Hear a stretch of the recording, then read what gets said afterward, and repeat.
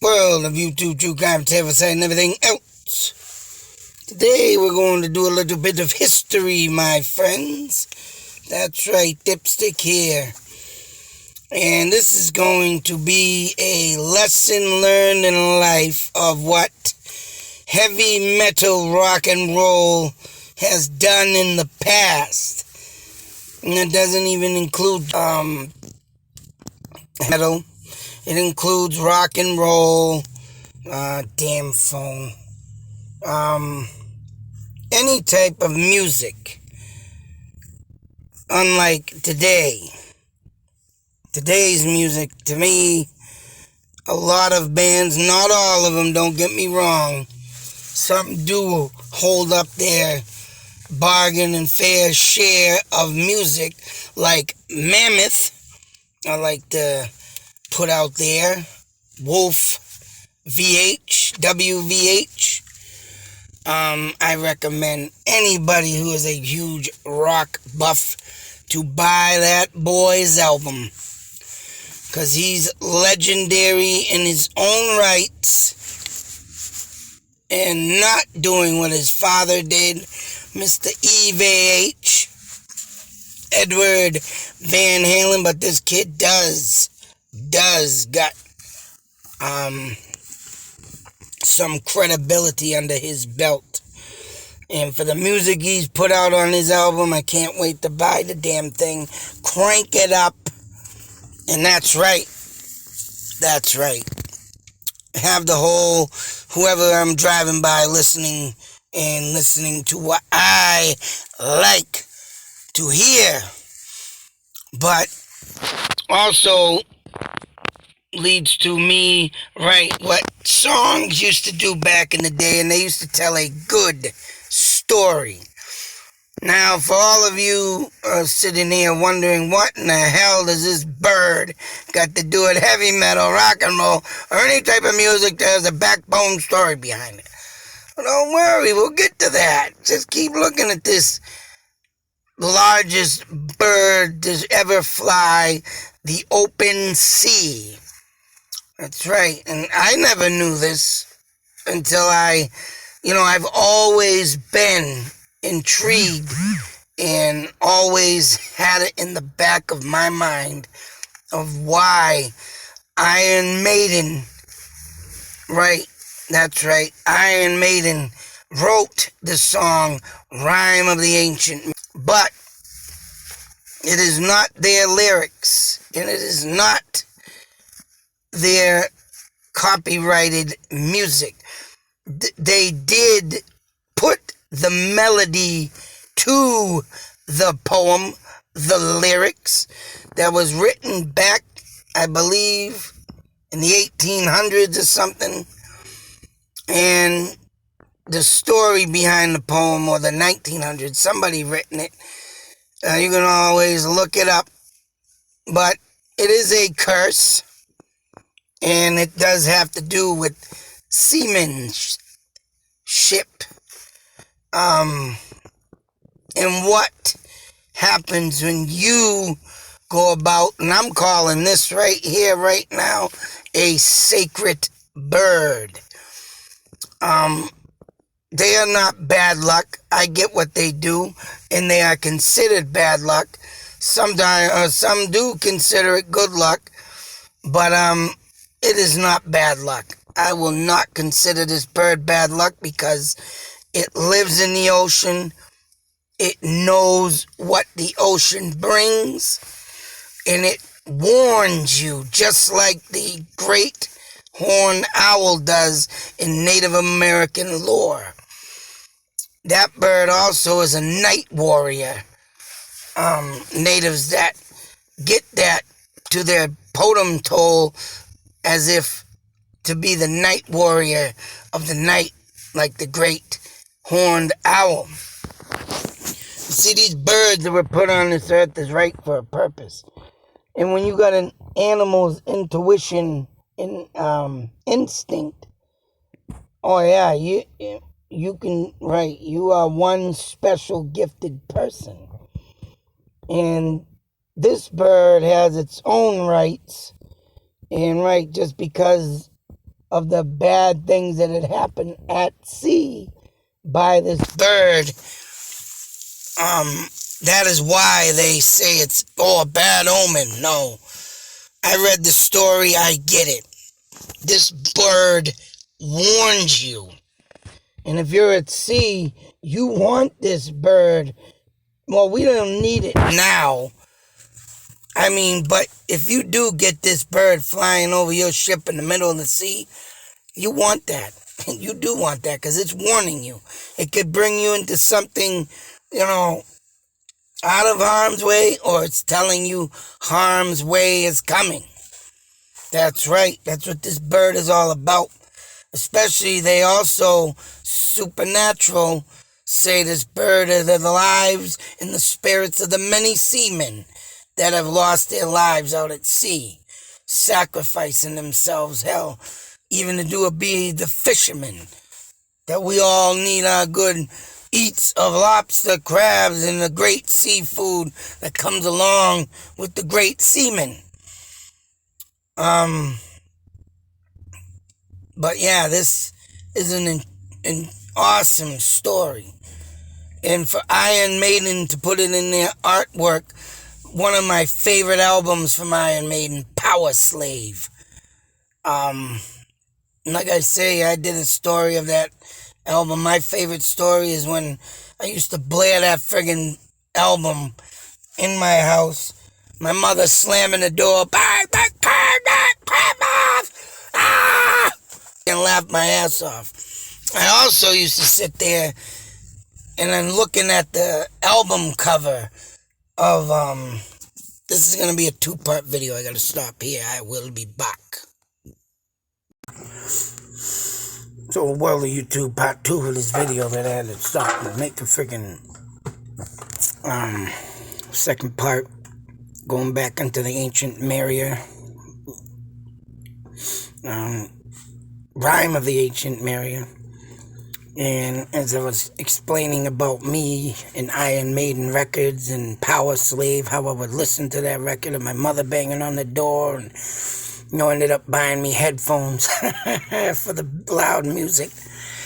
But yet I used to always, I don't know what it was, I was always infatuated with the Live After Death album of Eddie coming out of the ground of the cemetery and the moon and the sky, and I used to always listen to the Power Slave album and look at that record. And it was like putting me in a time and a place of, at times when I was, down and out and want to be in another world. Iron Maiden records and, the artwork would put me in that place. And especially when I used to love watching back on HBO when movies started to come out in 1983 of, Conan the Barbarian, the Beastmaster, the Road Warrior. It's always fantasize, I love to do this type of stuff, and be back in that time of barbarians and Vikings and, stuff like that. I don't know, I was always infatuated, with stuff like that, but, and like I say, getting back to this tales of the music, and, Iron Maiden doing a fabulous, phenomenal, epic, legendary job of bringing this story to life with their melody and their music of the Power Slave record. Not only that song, I mean, all the songs on that album are just, you gotta friggin' listen to it loud, and you gotta listen to it hard. But, but to get these stories out of not just Iron Maiden, but every other legendary band of that time and era, 60s, 70s, 50s, it all came down into one barreling, spiral friggin' out of control chaos, and people used to hate heavy metal music. It's the devil's music. Iron Maiden is far from the devil's music, even though you have albums like Number of the Beast. 666 number of the beast. And no, they're telling you tales and stories of how that origin came alive. Especially this one and this music and melody of the rhyme of the ancient mariner. And so the story goes of the rhyme of the ancient mariner. And the lyrics are spot on to the friggin', they took it right out of the poetry book and brought it into music of the song that they've written. And that's how amazing this band is. And I mean, it's a 13-minute song, and it changes. The melody changes in the song. It just, oh my God. I cannot say enough in words of how amazing it is, and it makes me feel. You want to get lost into a song, into a story, into a tale, and you want to bring yourself out to that medieval times. This is the music. Even Ronnie James Dio brought you into the medieval times with his music. And that's what I liked about music back in the day, man. We're not even the tale of the story of this and that. It brings you where you want to be. So say as if you're going to say Journey brings you into the space flying ship that they bring on all their album covers or look throughout all their album covers and looks. I used to love sitting, out at night listening to Journey. And, cause that was when I was, when I first, learned of Journey was in 1981.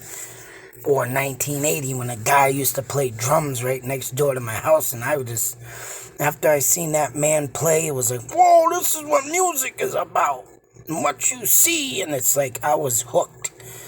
To bring me on to millions of bands and, music and song, just to keep your mind occupied. Music is friggin' life. Music helps you endure life.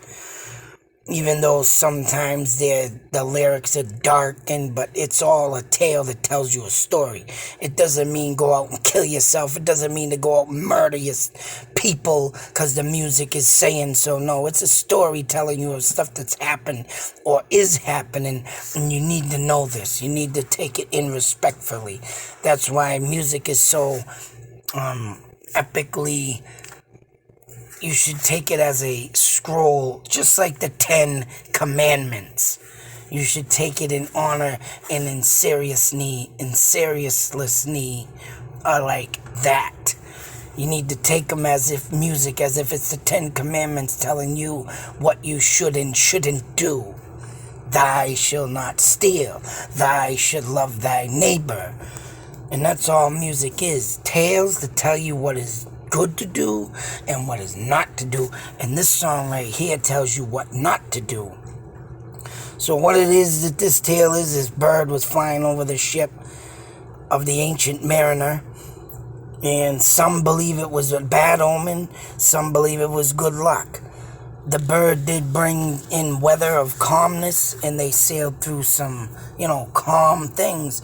But you think about it, like I said, this is a sacred bird. It tells you to beware, not only of good stuff, but to beware also of what's coming forth. And a bad storm hit. And the ancient mariner thought that the bird brought this bad curse. Hey, James Hetfield. Dang it, wrong picture. Oh, his damn phone screwing up on me. So, whatever that story or tale was, that the ancient mariner, the mariner or whatever, they called him the mariner, probably the sea captain or whatever, shot this bird dead. And just because he shot this bird dead, the crew thought he brought the curse. He brought the storm for killing this bird. Because they were going on as it was a good omen, but it went into a bad storm. Which, technically, the bird was warning a bad storm because, that's what this bird was meant to do, to be set out. And if there is a God, he made this bird for a purpose, to frickin' fly the 7 seas of the ocean. That's right, to warn you, to watch out. And that's exactly what this bird is for. It's an ancient, sacred bird, just like the hawk, just like the raven, just like the eagle, just like the owl. These are not birds of curses and bad luck and bringing death. They show you the reality of what's coming, of what's going to cause all this. God dang it, cut it out. So with that being said, hey, James Hetfield. This is what brought forth this song or lyrics to the Ancient Mariner. It's one of the longest running poems in history, I believe, probably still to this day. But for killing that bird, it turned out to be right. The guy's crew died. He lived, the mariner, and he was placed on the earth by obviously the curse to live to tell the tale of, and this is exactly what the damn thing says, to do and what not to do. To do and what not to do. So he was put on this earth to tell everybody, do not kill them birds because they are sacred to the ocean. And he stopped a man at a wedding, I guess.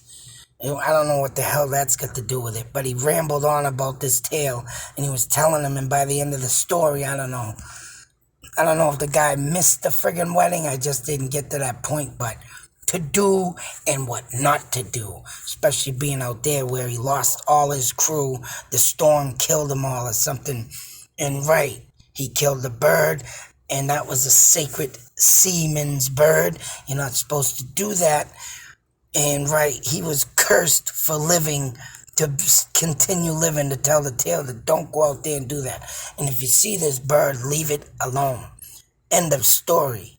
Simple as that. That's what I get out of this tale. That's what I get out of this. And when I'm talking about sacred birds all the time, this is the sacred bird of the sea, one of the largest of the sea. And they did make a movie, and I don't know why they used the seagull. I don't know, it could be related to this bird and somehow, maybe like the raven and the crow, they are cousins or something. But for that being said, the movie I'm dying to watch, because they're dying. It's about these people on the beach or near a lighthouse, and they start killing seagulls, I believe. And I'm about to wonder if it's got to do with this. And right, they start getting cursed and haunted because they do say that the sailors of the seas that did die, the spirits are in these birds, and that's what the movie was about with the seagulls. But that being said, that's what the friggin' hawks and the eagles and the ravens and the owls possess. Native American spirit. So the seamen, right, being out there, these are their birds. Simple as that. And I'm just, and I've always had it in my back of my head. There's, I never thought to look up this because, of course, back in the day, I didn't have much resource. But now I said, finally, F it, let me check this out. And there it is. Rhyme of the Ancient Mariner. Awesome friggin' song.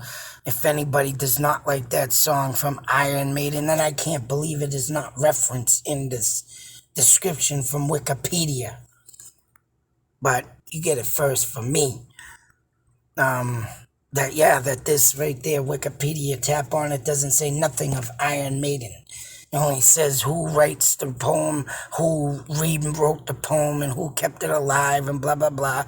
There was controversy of it when it first came out because it was too long, it made no sense, and blah, blah, blah. But in all due time, good things come to one who waits, and that's exactly what this is, and I'm bringing it forth in that manner, that these birds are sacred to the ocean. And if you see one and you're out to sea, you better get your ass back to shore. That's what I think. They're warning you something is coming. So, with that being said, with the story of Iron Maiden, check out the song on the Power Slave record. Other than that, this is an intriguing story. It's friggin' awesome to have gone over this and learned about it. It's always been in the back of my mind, but finally with the resources and stuff that I do have, I'm glad that I found it this way. Because back then, who knows what I would have found, because they didn't have the internet. Well, they did, but it wasn't as fast and quick. And I didn't have access to much of it because it cost too much damn money. But anyways, I hope you enjoyed that. And remember, music from my day is about storytelling, not going to commit suicide, not going to commit murder, not going to take it, no, worship the devil. This is story-told things of what to do and what not to do, and that's exactly what the Ancient Mariner poem is about. That's right, what to do and what not to do, what music was made for. Be safe, take care. Always listen to good music and check out this story out.